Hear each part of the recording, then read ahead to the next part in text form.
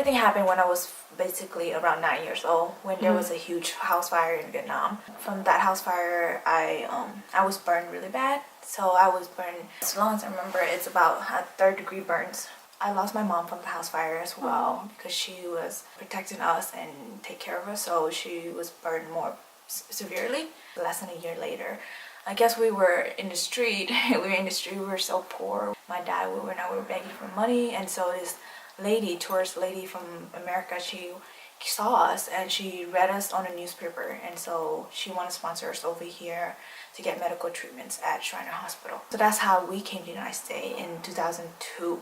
The visa was gonna get expired and we weren't done getting treatments yet. So my dad had to kind of make that hard decision. It was challenging because he was raising 5 girls total. For me, the hardest part was just watching him pass away and knowing, because he was undocumented, you know, and so there's no access to healthcare, and so even going to the emergency room, he was so worried that he'd get deported, and then what happened to us. And I still remember that day when we go to this clinic and they told me that my dad has liver cancer, but they didn't have an interpreter, so I had to translate that for my dad, and that was super hard for me, being the person to tell him that and also to accept that.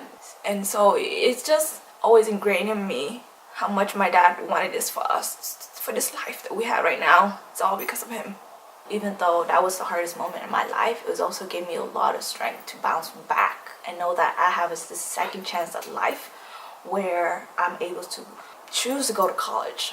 And I started my journey at UC Berkeley for undergrad, and that was where I kind of like spread my wings and learn how to just like do things that I love and learn how to participate in different community programs and find my passions. And then that's why I chose to pursue my career in social work.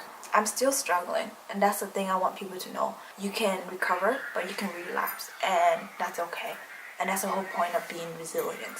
I am hard on myself, but I want to excel, and I want to prove to society that someone from a unique background like mine. People say all these kind of things, but I want them to realize that people like us do succeed. Your skin is the biggest organ of your body, and everybody, especially in this world, they admire beauty, you know, superficial beauty and all this and that.